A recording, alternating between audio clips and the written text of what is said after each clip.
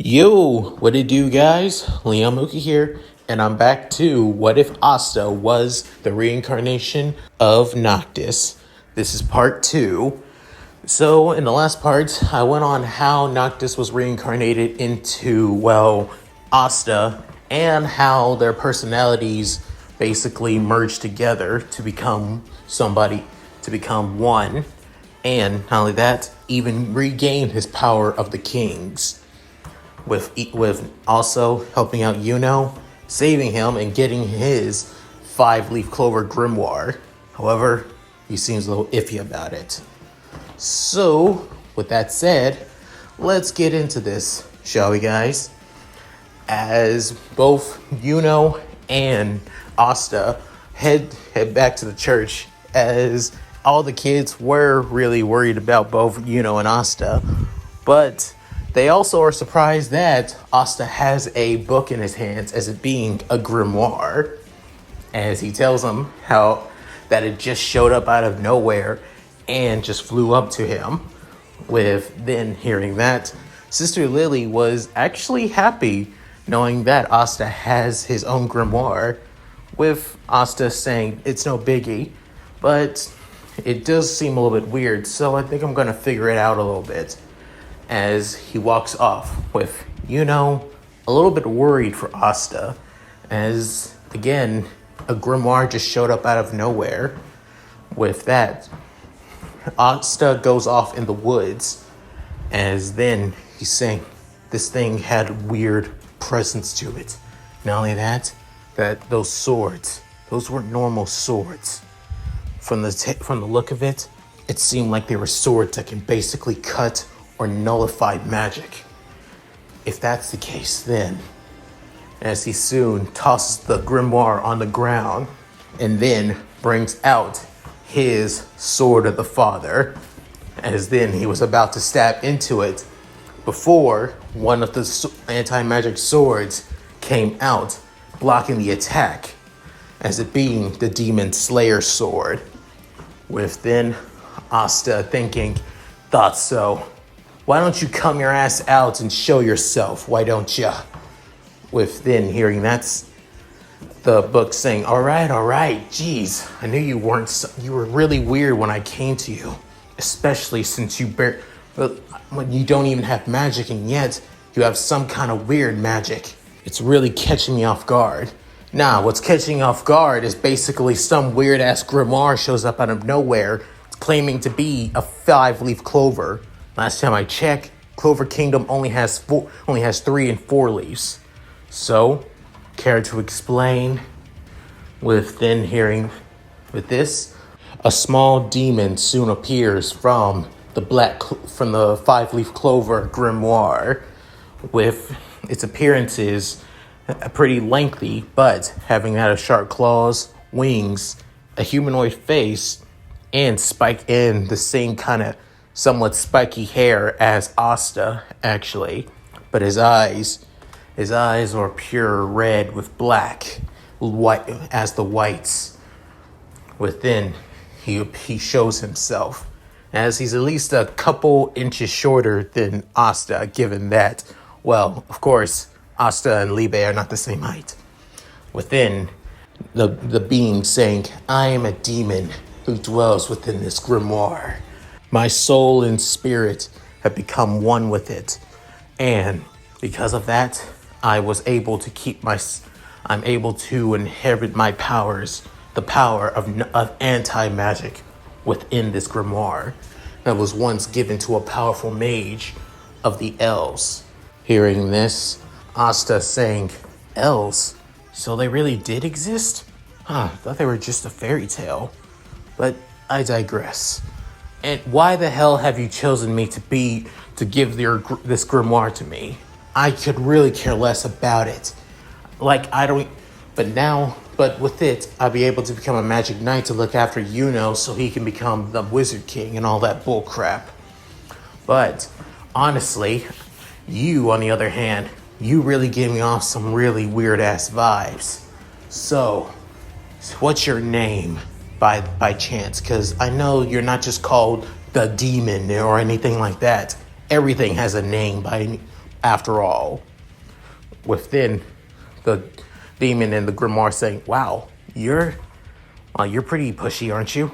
Yeah, being pushy if something might threaten my friends and family, so start talking. With that saying, okay, jeez, damn. Oh, my name is Liebe, an anti-magic demon. The sword as soon brings out the demon slayer's sword, saying, this sword is coated within anti-magic. It was originally a magic sword grimoire, but now with my anti-magic, it's able to deflect, slice, and basically nullify any type of magic that comes near. With saying, that's quite useful. So what's the catch? With saying, catch? Yeah, there's always a catch when it comes to stuff like that. So explain. Saying, okay. The catch is that you decide what the catch is going to be. Like, for example, we can make a deal. You could offer me something for more power. Such as, but I can lend you my power from time to time, even without the deal. How does that sound? Saying, no deal. What? I don't even need your swords or anti-magic swords or whatever. I can just use my own weapons. I can just use the Grimoire so I can get into the Magic Knight exam. Simple as that, right? Say, well, yeah, but see, even you agree, Liebe. So, how about you stay quiet and just allow me to carry around this grimoire, and you get a free vessel from time to time. How does that sound? With saying, you're just being a prick. Yeah, I get that from a certain somebody that I knew. As Asta begins remembering his time as Noctis with Gladio being that of an asshole from time to time. With then saying, ugh, seriously, are you really her kid? Besides the look and the hair, you don't act like her one bit. Saying, oh, I'm sorry, what was that? Saying, ugh, nothing, it's nothing. You don't have anything to worry about. Look, how about this? I allow you to use my swords whenever you feel like you're in a pinch. And not only that, I can coat your other weapons with my anti-magic, allowing you to destroy and dispel magic easier than before. How does that sound? Out of the question. Say, what? Just like that? Yeah, just like that. If you're offering to allow me to use your swords with no repercussions whatsoever, I'll take it. But if you coat any of these weapons as soon appearing in front of him and all around him being the royal arms, I will basically tear this grimoire with you inside it. You get me? With saying, okay, I get it. Jeez, you're really threatening. Saying, yeah, I have to be when it comes to protecting people I care about the most. That's all. With then Liebe hearing this, saying, you must really care about those you really want to protect so much if you're willing to stand up to a demon after all. Saying, just because you're a demon doesn't mean I'm afraid of you. If anything, you're just somebody that lives in my grimoire, so what? That's all that matters. With then soon saying, wait, you were seriously willing to threaten me? Oh, I'm still willing to threaten you. It's just that I'm willing to understand you as well. That's it, Liebe. With that, Liebe just really taken back by the words of Asta, saying, you know, you're really something else, you know that? Yeah, I get that a lot. With then he puts his hand out, saying, well, from this day forward, Asta, you and I are partners. Whenever you need I'll offer you a small fraction of my power from time to time if you need them, free of charge. But if you want more of my power, if you want the full extent, you're gonna have to offer me something in return. Got it? Saying, I feel like I don't really need to, but understood. It's good. I look forward to having you as a partner, Liebe. as the two shake hands. Liebe couldn't help but look into Asta's eyes, as he really does see Lichita in them, even though they do seem a little bit older and wiser and more experienced as well.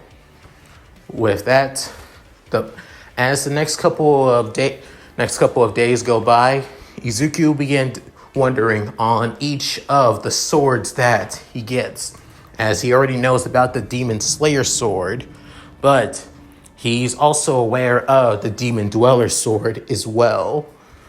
Then began training day in and day out with his royal arms and the anti-magic swords as well. Liebe also tells him that there's a third sword that he has called the Demon Destroyer sword. However, it will only be necessary in special situations, so he doesn't really need to worry about using it unless he really needs to. With that, Asta understands and just prefers using the Demon Slayer and his own royal arms from time to time, even a couple of other basic weapons that he has as well. With that, Yuno also begins training hard with Asta, as finding out about the anti-magic swords, Yuno wants to improve himself to beat Asta even more now.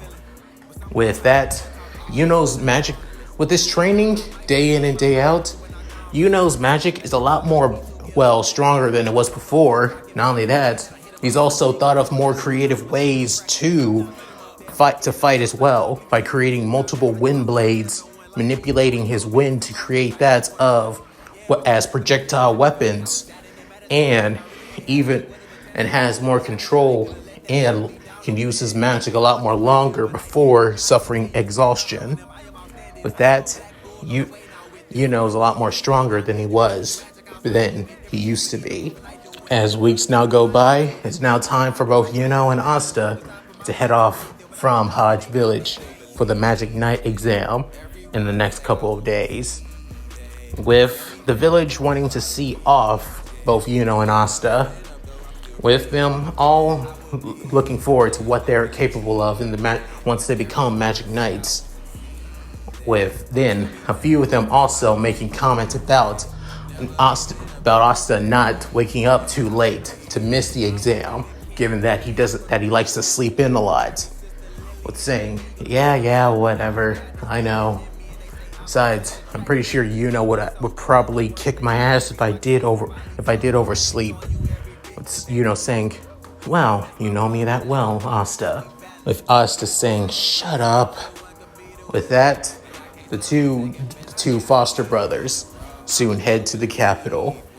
As the 2 days going by of basically roughing it in the woods, they soon now arrived at the Clover Kingdom capital for the Magic Knight exam. Looking around, the city is quite lively, given that many people across the Clover Kingdom coming to the capital to become Magic Knights, which makes a lot of sense.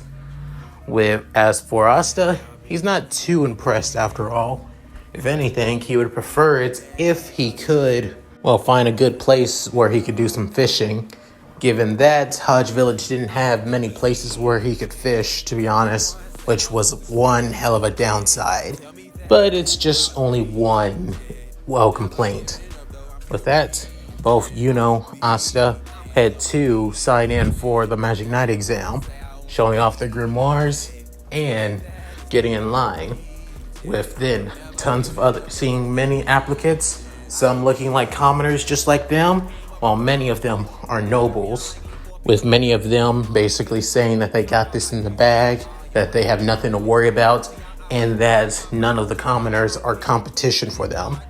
Hearing this, Asta just gets little bit annoyed, saying, nobles are one thing, but seriously, stop feeling like they're goddamn entitled. It's really annoying.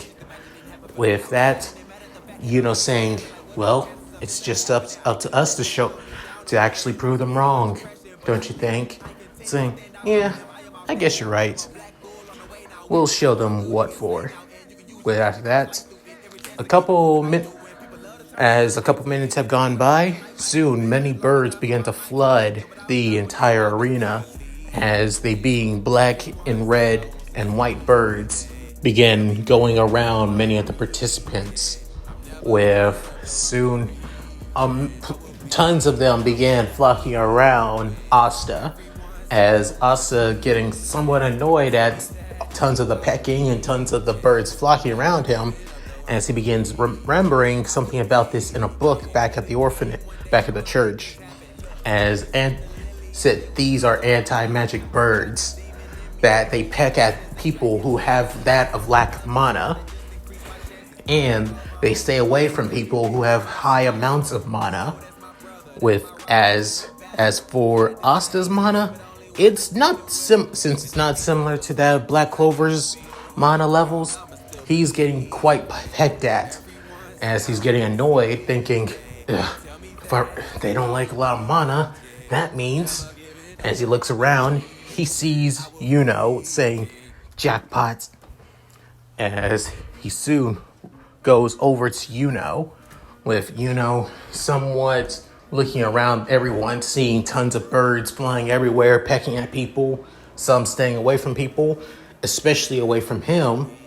As then, right behind him, he feels somebody that's at least a couple 1 inch shorter than him, saying, hey there, Yuno, what's up, bro? Saying, Asta, what are you? It looks like I was right on the money. Being next to somebody with high amounts of mana keeps away these anti-magic birds perfectly. Thanks, man. You're a lifesaver, bro. As Asta gives off that of a genuine and thankful smile, with his eyes closed and showing his teeth and everything. Within, Yuno couldn't help but say, you shouldn't always hide behind me, right? Saying, oh, you're one to talk. With then another anti-magic bird actually pecks at Asta's head, saying, what the hell? As he tries to grab at it, but it soon dodges.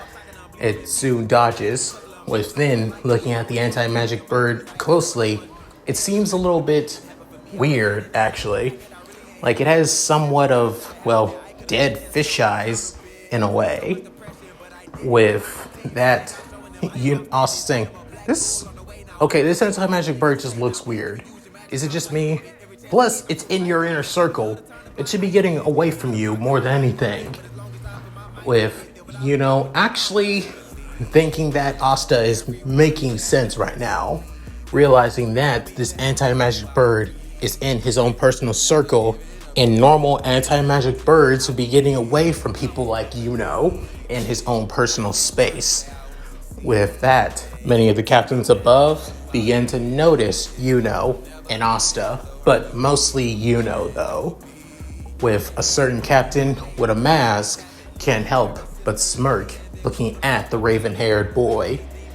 With then the masked man known as William Vengeance, captain of the Golden Dawn Magic Knight Squad, begins to truly begin the Magic Knight exam, with the Magic Knight birds being that of a prologue showing on what they'll be capable of by measuring their mana levels.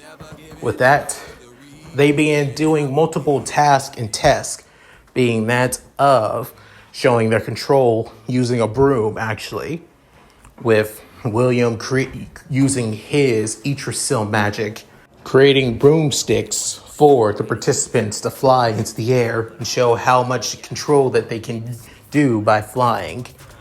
With many people getting off the air quite a bit, some struggling to get up even higher because of their lack of magic, and some like who aren't even, trying actually, as he's basically standing on the broomstick with not even breaking a sweat whatsoever.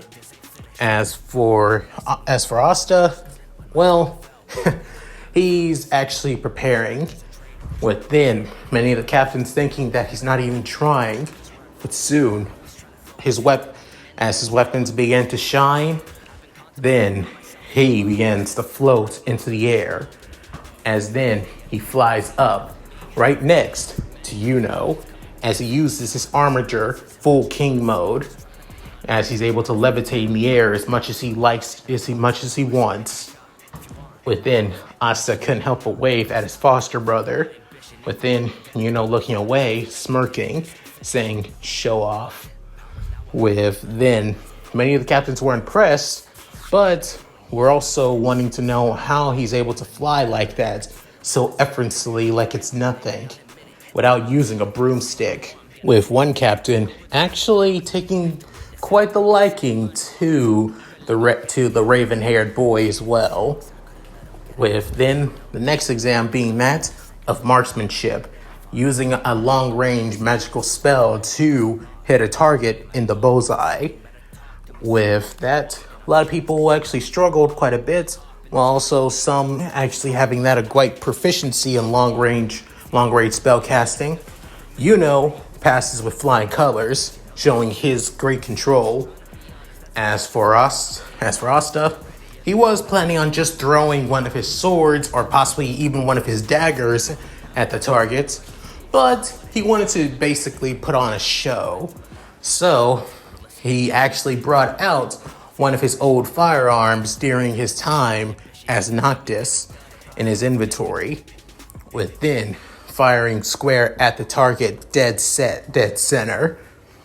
With everybody was actually shocked and surprised seeing the strange magical tool contraption that, even though it's just a firearm, handgun actually, with that, it disappears. With everybody looking at Asta like he's kind of a arrogant prick, or if he's just some kind of rich noble playing as a peasant or pretending to be one. With that, both Yuno and Asta high five. With as a couple other tests go by, it's now time for the final one, being that of combat. Within, Asta just standing around, having his hands behind his head, waiting for an opponent to come after him because he doesn't like to go after them. Because if he does, who knows if he's going to get a weak opponent or something like that. He's waiting on arrogant and self-centered and hot-headed noble to actually try and fight him instead, to prove that he's better. And then hearing a voice saying, "Hey there, would you mind being my partner? I would love to spar against you." Saying, "Oh, cool. I was waiting for somebody to actually come and face me." With then the guy saying, "What's your name?" "My name is Seiki. It's a pleasure to meet you." Saying, "Asta, it's nice to meet you." With that, the two basically going off to prepare for their fight against one another. With then seeing the fight, as Asta looks over, he sees that Yuno was able to defeat a pretty arrogant noble without even breaking a sweat. With Asta having that a thumbs up to his foster brother. Within a couple minutes later, it's now time for Asta and Seiki. Soon saying, "You're quite full of yourself for somebody who's supposed to be that of a commoner." Saying, "I'm sorry? You really think I'm full of myself?" Saying, "Oh yeah, definitely. You were able to freaking fly without using a broomstick. Use all those weird, strange weapons to fight. What kind of magic do you have? And yet you haven't even used your Grimoire." Saying, "Well, I got no reason to.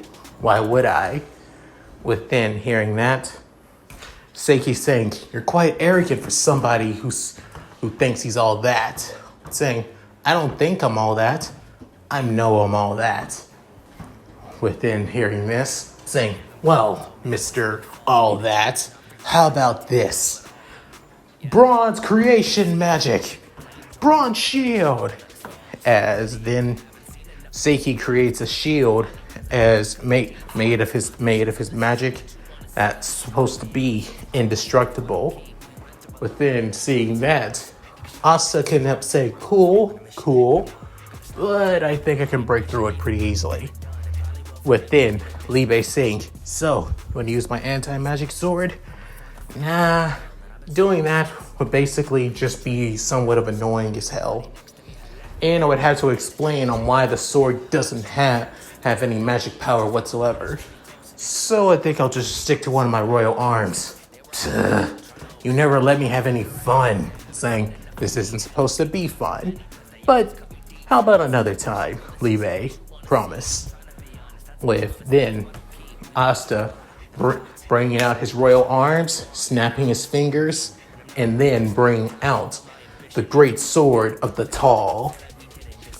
With then everybody sees the massive blade as he puts it on his shoulders before he throws it towards Seiki, as it soon bounces off his shield, with then Seiki saying, "Ha! It's how you like before," as then Asta teleports to the blade, grabbing it, as then the blade, and then the edge of the blade begins to rev up like a chainsaw, cutting right through his shield like wet paper, actually. With that, Seiki was surprised and shocked before Asta dematerializes his great sword, royal arm, and then grabs Seiki by his head and slams it into the ground without even breaking a sweat. With it, as Seiki was completely knocked out and his head now stuck in the concrete ground. With then saying, "Well, that takes care of that.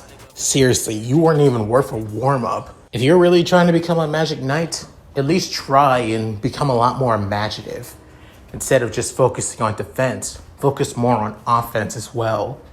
Just saying, though. With that, Seiki didn't even hear any of that, as he's completely out cold, foaming from the mouth and eyes rolled back to his head, with many of the captains really taken back by Asta's level of control and strength. Even Vengeance, who wasn't even, looking at Asta, was really taken back on the control. Not only that, his level of magic and power. At first, he was taken back with him able to fly without even using a broomstick. But when showing off his weapons, he believed that he was just using magical tools. But now seeing his level of power, control, and combat skills, he may be something else. Possibly an elf, but an elf that he doesn't know, which is pretty weird, to be honest. So he puts a pin on that, but keeps an eye on Asta for the time being, if he can. With that, the Magic Knight exam comes to an end. With then, many of the captains begin explaining on once they'll be giving offers to Magic Knights. Once their name is called, the captains will be raising a hand, the participant can say on which Magic Knight squadron he will join. With that, all the participants begin hearing their names being called one after another, with some getting offers, some not getting offers, and some choosing the squad that they want to join, with some being reluctant to join another squad that they don't want any part of whatsoever. What soon next up was Yuno, as he gets tons of offers from every other Magic Knight squad. Except the Blue Roses, of course, for obvious reasons. With Asta seeing all the offers, he couldn't help but nod at acknowledgement, as he believes that this would be the best chance, proving that he is worthy to become the Wizard King. With then, asking, "But if I might be bold, which one of the squads would get me closer to become the Wizard King?" Within hearing this, many of the captains were taken back by this, except William Vengeance, as Vengeance soon explains that the Golden Dawn, his squadron, has more connection towards the Wizard King himself, which means he would be closer to become Wizard King more than many other squad would, even the Crimson Lion Kings and the Silver Eagles, who are actual royals. With that, Yuno joins the Golden Dawn. Next up is Asta. As Asta goes up to see if he gets any offers, he soon sees that nobody gives him any offers. Within seeing this, saying, yo, you've seen my skills and you've seen my capabilities. What up? Within a muscular man with black hair, wearing a tank top and having that of a katana at his side, saying, because you're an abnormity, you got the skills, you got the strength, and you got the power, but it's that power that's weird. None of us can sense any magic from you. Are you suppressing your magic? Are you holding yourself back? Or are you trying your best to irritate many of us captains, believing that you're not even worth our time? That's what we want to figure out. With then many of the captains being quiet. However, a certain red-haired captain, again thinking, he's quite the young man, quite talented at that, but he is quite the enigma. It'd be best to figure out who he is. Yami is the only one who, out of all of us, out of reputation, who would actually willing to pull a stunt like this easily. Within, Yami actually emitting so much of his mana to the point of bloodlust that it puts Asta on guard as he's wondering if he's going to attack him just to show his true strength or something like that, saying, you got good combat skills, but other than that, I want to see what you're really capable of. Why should somebody like you, somebody like who's too much, that could be a flight risk, join any Magic Knight squad? Within, Asta taking a deep breath, saying, I could care less on what Magic Knight squad I join. I'm only here for my brother, Yuno. I don't care about becoming Wizard King. I don't care about doing anything else. But if you give me if you want a demonstration of my true strength or my true power, then come at me. I'll take any one of you down without even breaking a sweat. Just you watch. With that, all the captains were all really taken back by, Asta's declaration that he's basically stronger than all of them combined. Which is somewhat true, but not true at the same time, after all. With then hearing this, Yami couldn't help but laugh, saying, ha ha ha, I really like you, kid. You're pretty bold and quite arrogant, saying, oh, it's not arrogance, it's literally confident and a literal fact I could probably do if I stop holding back. Saying, all right then, you're really taking my interest. Why don't you join my squad, the Black Bulls? You say you don't really care about fame or fortune, and you're only here for your brother. Nothing more, nothing less, right? Saying, right. I'm also here to support my village as well and foster families, so there's that too. Saying, all right then, kid. Well, join the Black Bulls. It may not be the biggest and most renowned, but I gotta say, we are the ones with the most heart and the most colorful. If you think about it. Within, Asta saying, why the hell not? I could join. Within, seeing Asta, as he is a little bit disappointed that he won't be with his foster brother, but he is glad to see that he's willing to join a Magic Knight squadron without any fuss or anything like that. Even though he was pretty bold on taking on all the captains. With many of the captains were really taken back by this, calling Asta arrogant, calling him self-sided, calling him that of a suicidal brat. But some of them think that he has quite the strength, that he's quite eager, and some of them actually believe he can pull it off.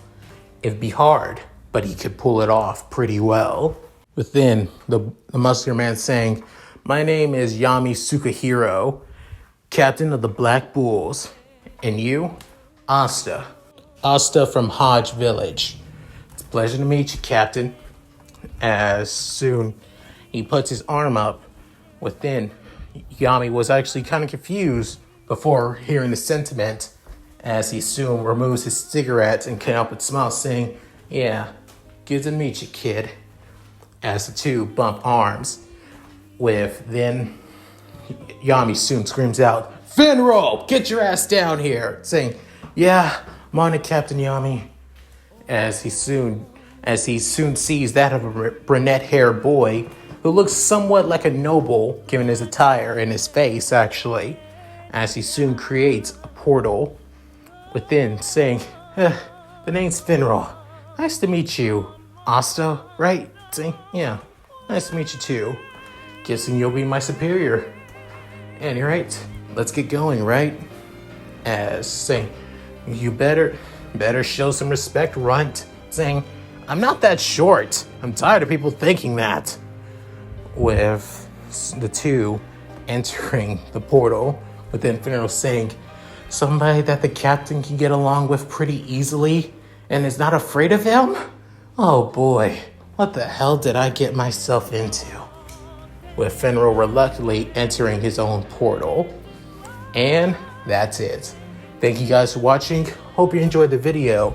Please tell me what you guys think in the comments below. Love to read them. Also, please check out my Discord gaming channel and also side channel alongside my Patreon as well, which I really appreciate a lot. So, with all that said, this is Mooky signing out. Shiro Kitsune, finish it off, girl. Hi everyone, this is White Fox. If you liked Leon's video, click the video on the left to see the most recent one. And if you want to see more of this, click the subscribe button and notification bell and check out his playlists. If you still haven't subscribed, do so in the center. With that said, I hope to see you again on my love's channel. Bye!